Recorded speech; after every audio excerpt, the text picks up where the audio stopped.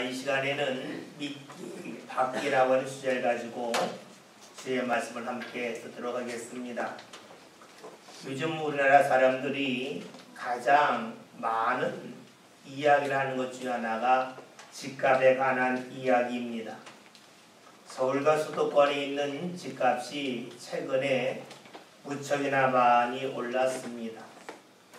반면에 서울에서 멀리 떨어진 지방의 소도시에는 집값이 오르지 않고 오히려 떨어진 곳도 적지 않습니다. 똑같은 집입니다. 똑같은 자재를 사용하였고 똑같은 인테리어도 안을 치장을 했습니다. 똑같은 집인데 왜 수도권에 있는 집값은 오르고 지방에 있는 집값은 오르지 않겠습니까? 건축 자재의 문제가 아님을 우리는 잘 알고 있습니다. 그 이유는 다른 데 있습니다. 바로 발전 가능성입니다. 발전 가능성의 지역에 있는 집값은 꾸준하게 오릅니다. 반면에 발전 가능성이 별로 없는 지역의 집값은 자연스럽게 떨어지고 말지요. 똑같은 자재입니다. 똑같은 넓이입니다. 그렇다고 해서 집의 가치가 같지는 아니합니다. 그 집이 어느 지역에 있느냐, 그 집이 어느 지역에 속해 있느냐에 따라서 그 집의 가치가 달라집니다. 집만 그런 것이 아니지요. 우리가 사용하는 물건 역시 그러합니다. 지난 주일 25일에 삼성 회장인 이건희 씨가 향년 78세로 사망했습니다. 그에 대한 평가가 무척이나 많이 있지만 공통적인 것이 하나가 있습니다. 그를 통해서 삼성이라고 하는 기업이 세계 1류 기업이 되었고 그 삼성이라고 하는 기업과 우리나라가 함께 동반 상승해서 우리나라가 선진국에 진입했다는 이야기입니다. 이건희 회장이 취임한 후에 삼성이라고 하는 그 회사에 대한 브랜드 가치가 크게 달라졌습니다. 인터 브랜드라고 하는 회사에서 2000년도부터 세계에 있는 무수히 많은 기업에 대한 브랜드 가치에 대한 조사를 했습니다. 2000년도에 삼성이라고 하는 브랜드는 53억 달러 가치가 있어서 세계 43위였습니다. 그런데 올해 삼성의 브랜드 가치는 623억 달러로서 세계 5위가 되었습니다. 1위가 애플이고 2위가 아마존이고 3위가 마이크로소프트고 4위가 구글입니다. 이 4개 회사는 모두 미국에 있는 회사이고 미국 외에 있는 회사 중에 5위에 든 회사는 삼성입니다. 미국을 제외하고는 세계 1위라는 것이죠. 여러분, 브랜드의 가치가 왜 중요할까요? 브랜드의 가치가 중요한 것은 그 브랜드가 붙어있는 제품을 구입하는 사람들이 안심하고 구입한다는 겁니다. 그 브랜드가 사람들에게 믿음을 준다는 겁니다. 그 브랜드가 붙어있는 제품은 잘 고장도 나지 않을 거라고 하는 기대가 있고 혹여나 잘못되었다 할지라도 사후 관리를 잘 해주어서 제대로 고쳐줄 거라고 하는 기대가 있습니다. 여러분, 똑같은 물건입니다.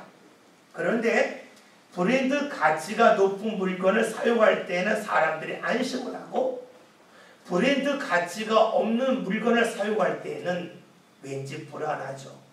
저거 언제 고장 날까?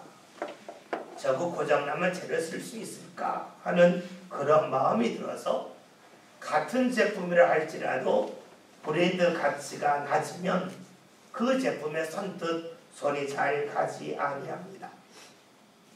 여러분들 대부분 보험을 드셨죠? 보험을 드는 이유가 어디 있을까요? 혹여나 내 몸이 내 삶 가운데 어려움을 만날지도 모른다고 하는 그 불안감이 있기 때문입니다. 만약에 보험을 들었는데 내가 한 번도 아프지 않았다, 사고도 나지 않았다 하면 보험을 든 그 자체가 손해입니다. 보험을 드는 이유는 내 삶이 앞으로 어떻게 될지 모르기 때문에 드는 겁니다. 여러분, 그렇다면 물건의 브랜드는 무엇을 말할까요? 이 물건은 더 좋은 물건이라고 하는 안심을 사람들에게 주는 겁니다. 믿음을 주는 거죠. 그러니까 우리가 물건을 살 때에 브랜드가 좀 있는 물건을 사용할 때는 물건값 더하기 우리 마음에 주는 안심, 믿음에 대한 보험료를 더 지불하면서 그걸 사는 거죠. 여러분, 그렇기 때문에 같은 물건을 할지라도 우리는 브랜드가 무엇이냐, 달리 말하면 이 물건을 누가 만들어내에 따라서 그 물건의 가치를 다르게 정합니다. 집도 어디 속해 있느냐, 물건도 어느 회사에 속해 있는 물건에 따라서 가치가 달라지듯이 우리가 살고 있는 나라가 어느 나라에 따라서 우리 삶의 가치로 달라집니다. 올해는 코로나 때문에 대부분의 사람들이 해외여행을 가지 못하지만 해외여행을 가면 우리나라 사람들 자부심이 크게 올라갑니다. 그 이유가 무엇이냐면 우리나라 사람들이 사용하는 여권이 세계적으로 세 번째로 힘 있는 여권이기 때문에 그렇습니다. 1위는 일본인데 일본의 여권을 가지면 191개국을 무비자로 들어갑니다. 2위가 싱가포르인데 190개국, 우리나라와 독일이 3위인데 189개국에 들어갈 때에 비자 없이 들어갑니다. 들어갈 때에 내가 건강하냐, 내가 돈이 얼마나 많이 있느냐, 내가 얼마나 많이 배웠느냐를 묻지 아니하고 그냥 한국 사람이라고 하는 이유 하나로만 쉽게 그 나라에 들어갈 수가 있습니다. 누군가가 말할 수 있죠. 나는 저 사람보다 건강한데, 저 사람보다 돈이 많은데, 저 사람보다 많이 배웠는데 내가 들어가는 왜 까다롭습니까? 라고 물을런지 모르겠지만 이유는 어디 있습니까? 그 개인 자체의 능력이 아니라 그 사람이 어느 나라 사람이냐에 따라서, 어느 나라 여권을 가졌느냐에 따라서 그 사람이 입국할 때에 쉽게 들어갈 수도 있고 어렵게 들어갈 수도 있습니다. 즉 소속에 따라서, 내가 어디에 속했냐에 따라서 내 삶의 가치가 달라진다는 것이지요. 여러분, 그렇다면 우리는 나 자신의 가치는 나 자신에게 있지 아니하고 내가 어디에 속했느냐, 내가 누구와 연결됐느냐에 따라서 달라짐을 알 수가 있습니다. 사람들에게 당신의 소속이 어딥니까? 라고 부르면 많은 사람들이 이런 걸 생각합니다. 내 집 주소가 어딜까? 내가 어느 직장에 다닐까? 내 고향이 어딜까에 생각을 합니다. 그런데 여러분, 그것은 그리 중요하지 않습니다. 왜냐하면 내 삶은 다른 사람이 대신해서 살지 않기 때문입니다. 중요한 것은 나 스스로 느끼는 나의 소속입니다. 나 스스로 나는 어디에 속해 있는가? 나 스스로 나의 브랜드는 무엇인가? 이것이 우리의 삶의 가치를 높이기도 하고 우리의 자존심을 세울 수가 있습니다. 여러분은 여러분의 브랜드를 무엇으로 삼고 있습니까? 물건으로 말하면 메이드 인 그 다음에 무엇이 붙습니까? 우리나라 사람들은 전통적으로 가문을 이야기합니다. 족보를 말하죠. 그러면서 하는 이야기가 우리 집안은 뼈대 있는 가문이다 라고 말을 합니다. 그런데 우리가 알다시피 부자가 상태 못 가죠. 뼈대 있는 집안도 몇 대 지나면 더 이상 뼈대가 남지 않습니다. 모든 뼈대는 무너집니다. 여러분, 그러기에 내가 어디에 속해 있는가에 대하여 우리 스스로 구체적으로 물을 필요가 있습니다. 어떤 회사에서 만들어에 따라서 사용하는 물건의 평가가 달라지고 사후 관리가 달라지겠죠. 마찬가지로 우리가 어디 속해 있느냐에 따라서 우리의 온대 삶이 달라지고 앞으로 우리의 삶에 대한 인도함과 그리고 삶에 대한 비전도 달라집니다. 우리의 삶이 어디 속해 있을까요? 오늘 성경은 이에 대하여 말씀해 주고 있습니다. 4절의 말씀을 다 같이 함께 읽겠습니다. 말씀 있습니다. 하나님께서 지으신 모든 것이 선하네 감사하고 얻으면 볼 것이 없나니. 아멘. 오늘 말씀을 봤을 때 하나님이 지은 모든 것은 선하다라고 말씀하고 있습니다. 이 선하다고 하는 말을 영어 성경 굿이라고 표현하니까 하나님이 지은 모든 것은 선하다는 뜻도 되겠고 좋다라고 하는 말도 될 겁니다. 하나님이 지으신 모든 것은 좋다라고 성경이 우리에게 말씀해주고 있습니다. 예수님이 이런 말씀을 하셨습니다. 예수님의 말씀은 늘 하나님을 보고 하나님을 기억하며 하신 말씀인데, 예수님이 하신 말씀 중에 좋은 나무에서 좋은 열매를 맺는다. 선한 사람이 선한 일을 한다. 악한 사람이 악한 일을 한다라고 말씀하셨습니다. 이것은 예수님의 사람들 하나하나 다 관찰한 후에 그것을 다 종합해서 하신 말씀이 아니라 하나님을 바라보고 하신 말씀이죠. 창세기 1장을 보면 하나님이 천지 창조하신 것에 관한 말씀이 나와요.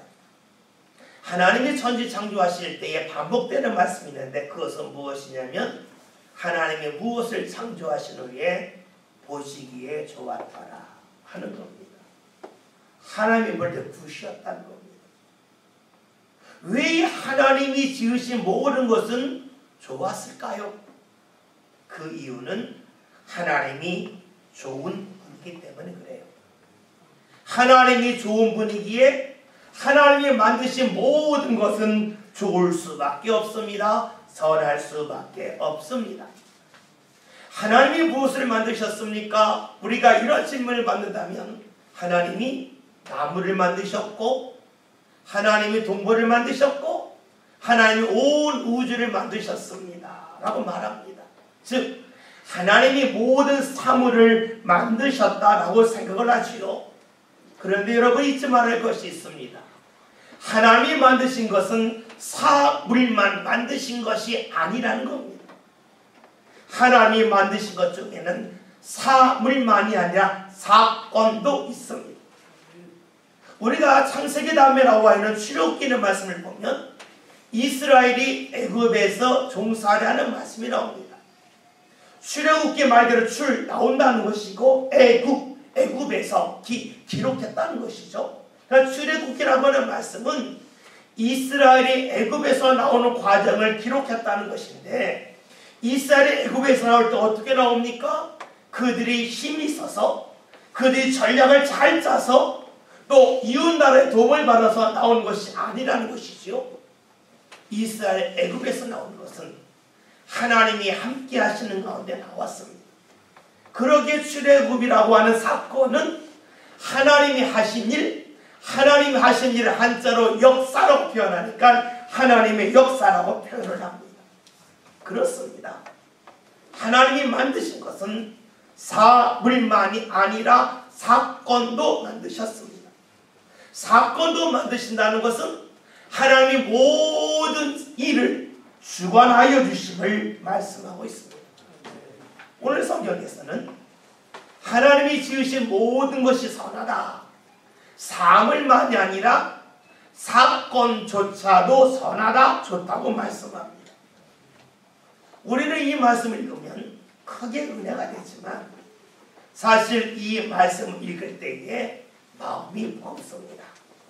왜냐하면 우리 삶 가운데 내가 보기에 좋은 일만이 아니라 힘들고 어려운 일도 있기 때문입니다. 그러면 질문하죠.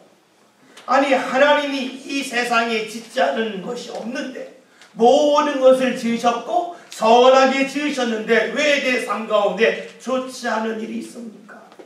그렇다면 하나님이 짓지 않은 것이 있거나 하나님이 주관하지 않은 일이 있다는 것이 아닙니까? 라고 우리는 질문할 겁니다. 그러니 이 말씀이 잘 이해가 되지 않습니다. 우리 사람들의 특징이 있습니다.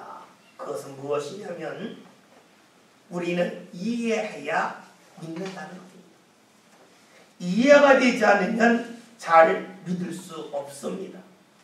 충분히 내가 납득해야 믿습니다. 그리고 우리는 하나님이 나에게도 그렇게 일하시기를 원하고 계십니다. 그런데 과연 우리가 정말로 그렇게 살까요? 우리가 정말로 충분히 이해해야만 믿고 살까요? 그리고 그렇게 사는 것이 바람직하다고 늘 주장하며 살까요? 우리의 삶을 정직하게 되돌아보면 그러하지 않습니다. 여러분 자녀를 키워보셨죠? 자녀 보는 참 예뻐요. 그런데 자녀 말은 좀 다르겠지만 보통 5살쯤 되면 미운 5살이라 그래요. 왜 미운 5살이라고 하냐면 그때쯤 되면 자기의 생각과 주장을 강력하게 펼친다는 겁니다. 자녀를 어렸을 때에 감기 참 많이 걸려요. 감기 많이 드는 이유가 무엇이냐면 자신의 몸의 체온을 잘 유지하지 못하기 때문에 그래요. 근데 아이들은 막 뛰어다니잖아요. 뛰어다니니까 몸에 열이 나서 체온이 올라가요. 그러니까 덥다고 옷을 벗어요.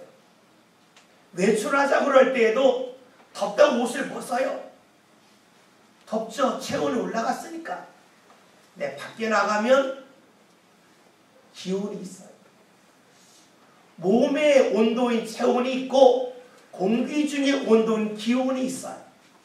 그런데 어린 아이들은 자신의 체온만 생각해요. 내가 느끼기에 내 몸에 열이 난다. 그러니까 옷을 두툼하게 입으면 안 되고 옷을 가볍게 입었다고 하고 나가요. 나가면 기온 때문에 체온이 급격하게 떨어지면서 감기 걸려요. 아이 놀 때 막 체온이 올라가요. 덥다고 옷을 벗어요. 자신의 몸의 체온이 높으니까 옷을 벗죠. 그런데 밖에 기온은 낮아요. 금세 체온이 떨어지면서 감기에 걸리고 말아요. 옷을 입어라 입어라로 안 입어요.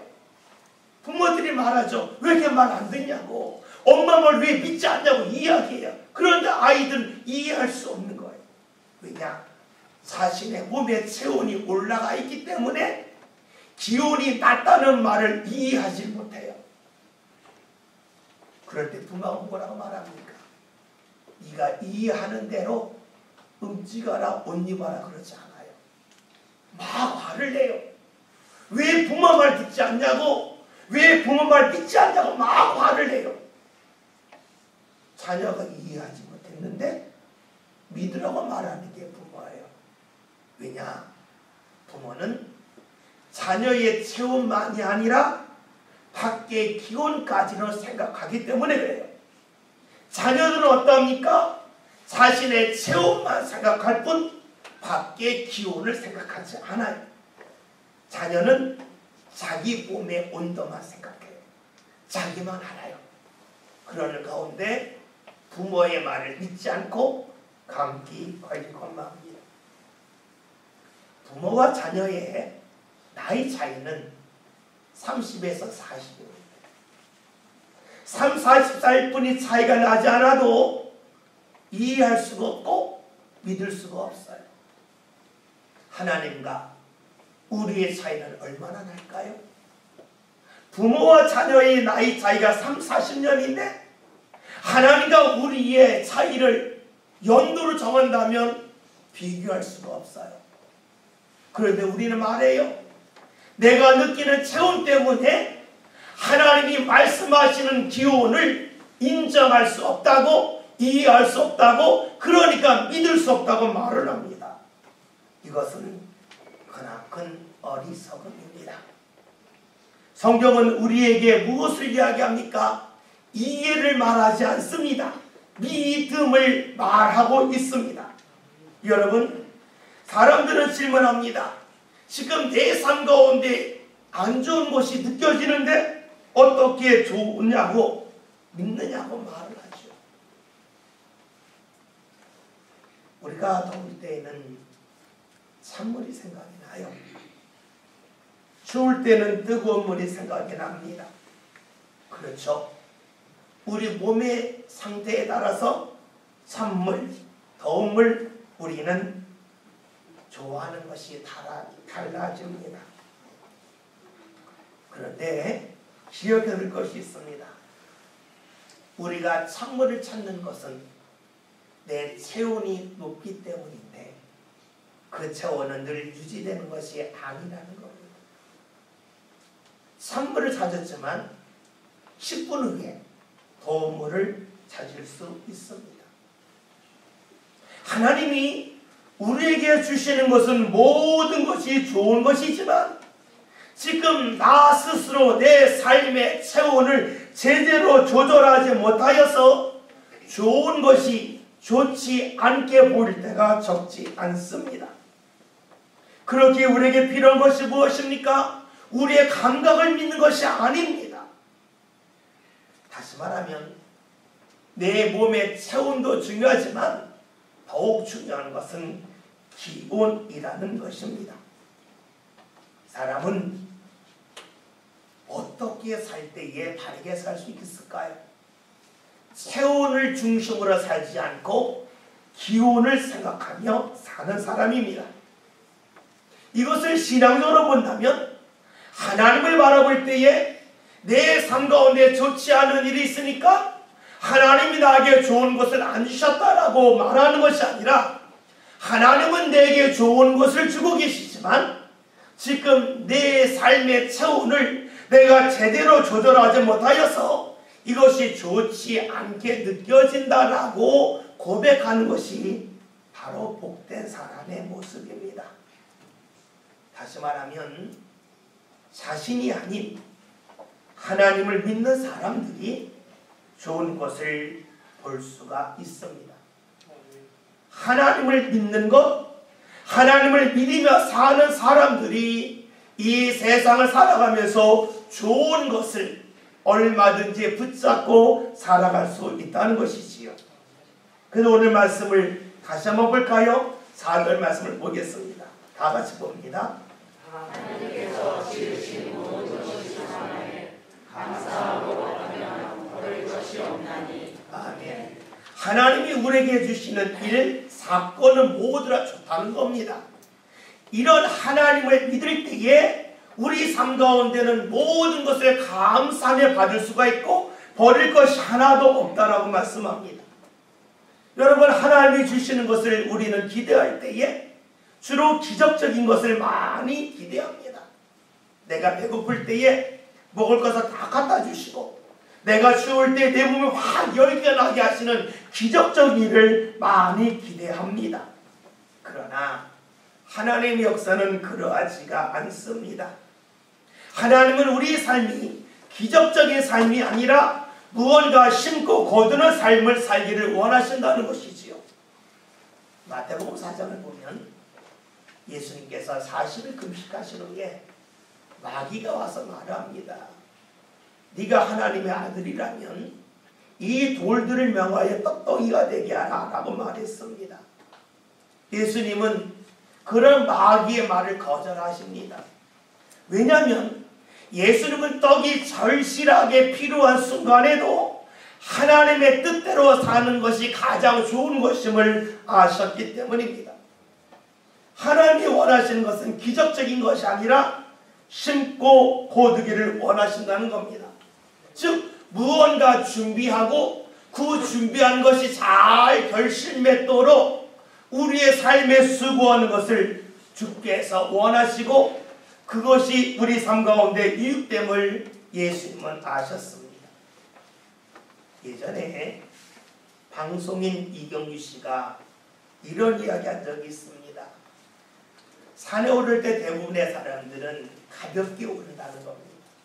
그래서 꼭 필요한 것만 가져가니까 아주 짐을 최소해서 올라간다는 거죠. 자신은 산에 올라갈 때에 큰 배낭을 메고 올라간답니다. 사람들이 그런데요. 안에 산에 오르는데 뭘 많이 가져가냐고 가볍게 올라가지. 힘든데 편히 올라가지. 그렇게 말한대요. 산에 올라가면 자신이 가방을 다 열어서 거기에 물과 마시는 과자, 간식을 쫙 내는데요. 사람들이 산에 오르면 배고프잖아요. 고맙다고 하면 막 먹는다는 거예요. 그러면 이야기합니다. 산에 오를 때 가볍게 오를 사람은 정상에 올라가서 먹을 것이 없지만 사실처럼 좀 힘들게 올라간 사람은 산에 올라가서 먹을 것도 있고 즐길 것도 있고 나눌 것도 있다. 그 이야기를 하면서 우리의 인생도 그러하지 않겠는가 하는 겁니다. 우리의 삶이 좀 무겁게 가는 것처럼 보여도 어느 순간에 가면 그 무겁게 준비하고 걸어갔던 그 모든 것들을 충분히 기쁨으로 뒤바꿀 수 있다 하는 것입니다. 여러분, 우리 인생의 산을 오르는 것도 마찬가지 아니겠습니까? 우리는 인생의 산에 오르면서 가볍게 오르길 원하고 있지만 하나님께서는 우리의 삶 가운데 가볍게 오르는 것이 아니라 좀 무겁게 많은 것을 준비하며 살아가길 원하고 계십니다. 왜 그럴까요? 그것은 주께서 우리로 하여금 산에 올랐을 때에 일정한 자리에 올라갔을 때에 우리의 삶 가운데 거룩하게 하시려고 하는 수많은 은혜와 기쁨과 열매가 있기 때문입니다. 하나님께서 오늘 우리의 삶 가운데 좋아 보이지 않은 것을 허락하실 때가 있어요. 귀찮은 것을 허락하실 때가 있어요. 힘든 것을 허락하실 때가 있어요. 왜 그렇게 하실까요? 그것은 지금 우리 삶 가운데 무언가 열매를 맺게 하기 위함이 아니라 앞으로 맺을 열매를 준비하게 하기 위함이라는 것입니다. 여러분, 이런 하나님을 믿을 때에 우리는 알 수 있는 것이 있습니다. 모든 사건을 주관하시는 그 하나님께서 내 삶 가운데 마주하게 하시고 허락하시는 수많은 일들 중에 버릴 것이 하나도 없다는 겁니다. 지금은 우리가 열매만 찾고 있지만 그 열매는 사라질 거예요. 우리가 앞으로 맺을 열매를 얻기 위해서는 지금 씨앗 뿌리는 게 필요해요. 씨앗 뿌리는 건 힘들어요. 그런 일을 주께서 우리 삶 가운데 허락하십니다. 우리가 이렇게 말씀을 본다면 우리가 잘 알기로는 데살로니가서 5장 18절에 있는 말씀 범사에 감사라는 말씀이 이해가 됩니다. 왜 내 삶 가운데 모든 일에 감사해야 될까? 힘든 일인데 왜 원망하면 안 되고 왜 감사해야 될까? 그 이유는 간단합니다. 하나님께서는 지금 열매 맺게 하시는 것도 있고 앞으로 열매 맺는 것을 위하여 지금 씨앗을 뿌리고 밭을 일구게 하시는 일도 있기 때문입니다. 아멘. 등산할 때 짐이 무겁습니다. 그러나 그 짐은 올라갔을 때에 유익을 주고 그 짐은 올라갔을 때에 나 자신만 아니라 주위에 있는 사람들에게 나누는 기쁨을 풍성하게 허락하여 주시는 좋은 일입니다. 여러분, 하나님을 믿는다는 것이 무엇입니까? 하나님을 믿는다는 것은 하나님이 선하신 분임을 믿는 겁니다. 하나님이 선하신데 그 하나님께서 내 삶의 모든 것을 지으셨음을 믿는 것입니다. 그 믿음이 있는 사람들은 삶 가운데 어떤 일을 만나든지 간에 감사하며 살아갈 수가 있습니다. 하나님을 믿지 않는다면, 하나님 모든 것을 주관하심을 믿지 않는다면 우리는 순간순간 모든 것을 판단합니다. 그러면서 원망이 나오고 불평이 나오고 내 삶과는 왜 이런 일이 있냐고, 왜 이런 사람을 만나느냐고, 왜 이런 사건이 내 삶과는 있느냐고 우리의 삶에 대하여 자주할 수밖에 없습니다. 그러나 하나님을 믿는 사람은 모든 것을 감사함으로 받을 수 있습니다. 믿는 사람이 감사할 수 있습니다. 이렇게 우리가 믿음의 사람이 되어서 감사하며 산다는 것은 정말로 복된 일인데, 그러면 우리 삶 가운데 감사가 나오려면 우리 삶 가운데 믿음이 있어야죠. 그 믿음이 어떻게 만들어질까요? 오늘 5절에는 말씀을 다 같이 봅니다. 말씀 봅니다.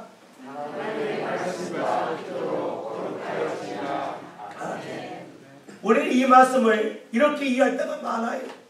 제가 시골 소 먹기 할 때에 교인들이 주로 한 이야기가, 목사님 동네에서 제삿집에 가면 음식을 먹어야 돼, 안 먹어야 돼요?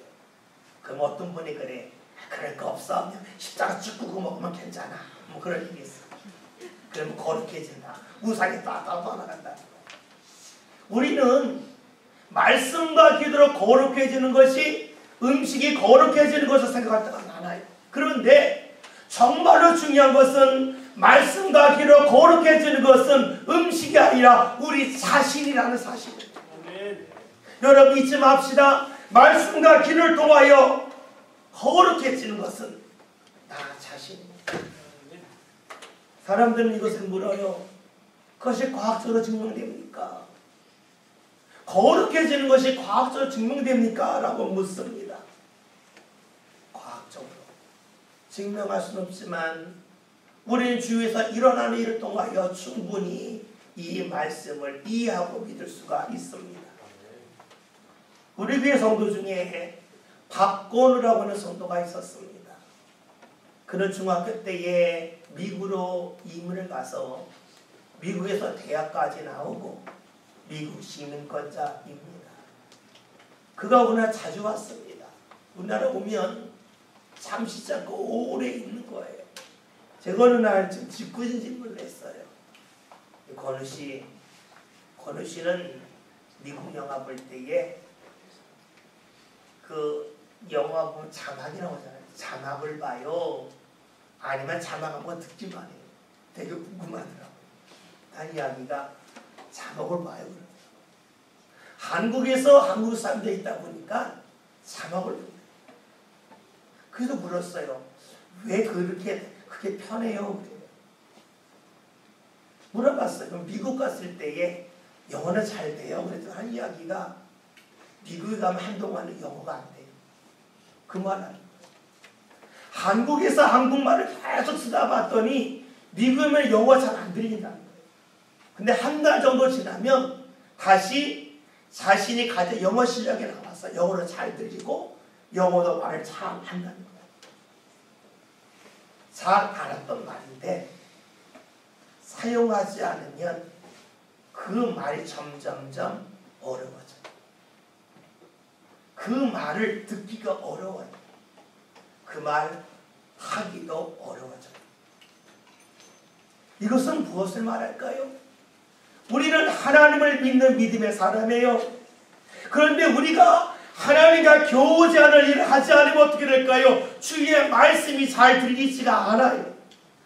그리고 주님에 대한 믿음의 말을 잘 할 수가 없어요. 많은 이는 성경을 읽으면서 내가 성경을 읽었는데 성경의 말씀이 기억이 잘 안 납니다. 내용을 잘 모르는데 굳이 읽을 필요가 있습니까? 이런 질문을 상당히 많이 합니다. 그런데 중요한 것은 성경을 읽는 가운데 하나님과 가까이 하는 겁니다. 기도하는 가운데 하나님 앞에 말을 하는 겁니다. 그러면 어떻게 될까요? 내 안에 있는 믿음의 말이 나도 모르게 나오는 겁니다. 그런데 말씀 읽지 않고 기도하지 않으면 나도 모르게 내 안에는 믿음의 말을 잘 하지 못해요. 믿음의 말을 잘 듣지 못합니다. 그러면 어떻게 될까요? 믿음이 나도 모르게 점점점 작아져요. 믿음이 작아지면 하나님이 나와 함께 한다는 믿음, 하나님이 모든 것을 주관하신다는 믿음도 작아져요. 그러면서 나도 모르게 감사가 줄어요. 우리의 삶을 보십시오. 내가 기도하고 내가 감사함을 통하여 나 자신이 거룩해질 때에 나도 모르게 삶 가운데 하나님이 함께 하심이라는 믿음이 커지고 그 결과로 삶 가운데 감사가 충분히 나타나기 시작을 합니다. 그러니 하나님의 말씀과 기도로 우리는 거룩해지고 우리가 거룩해지는 가운데 믿음이 생기고 믿음이 생기는 가운데 감사의 삶을 살아갑니다. 오늘 말씀 제목이 믿기 받기입니다. 하나님을 믿는 사람이 이 세상을 살아가면서 내 삶 가운데 주어지는 모든 것들을 감사함으로 받을 수 있기 때문입니다. 하나님을 믿지 않는 사람은 감사할 일이 줄어듭니다. 하나님을 믿는 사람은 감사할 일이 계속해서 넘쳐납니다. 오늘은 추수감사 주일입니다. 무엇을 추수할 것인가? 우리는 질문할 겁니다. 다른 거 없습니다. 하나님이 내 삶 가운데 주신 수많은 일들이 있는데 그 중에 버릴 것이 하나도 없다. 내 삶 가운데 경험되는 모든 일들을 통해서 하나님은 빠짐없이 다 열매를 맺게 하실 거다. 그러니 모든 일이 하나님이 허락하신 일이요, 이 모든 일이 내 삶을 유익됨으로 이끌 거라고 하는 믿음의 추수를 우리는 해야 될 것입니다. 믿음이 없는 사람에게는 버릴 것이 많습니다. 추수할 것이 별로 없습니다. 다시 말하면 삶 가운데 감사할 것이 없고 원망과 불평이 가득할 겁니다. 그러나 주님을 믿는 사람에게는 모든 것이 하나님이 주신 선한 것이고 이것을 통해 열매 맺게 하실 것이니 우리 삶 가운데 어느 자리에 있든 누구를 만나든 감사하며 살게 됩니다. 여러분, 추수감사주를 맞이하여 하나님이 선하신 분임을 꼭 믿읍시다. 하나님이 모든 것을 주관하심을 믿습니다. 그리하여 저와 여러분들 삶 가운데 감사함이 넘쳐나는 복된 삶을 함께 살아갈 수 있기를 주의 이름으로 기도드립니다. 기도합니다.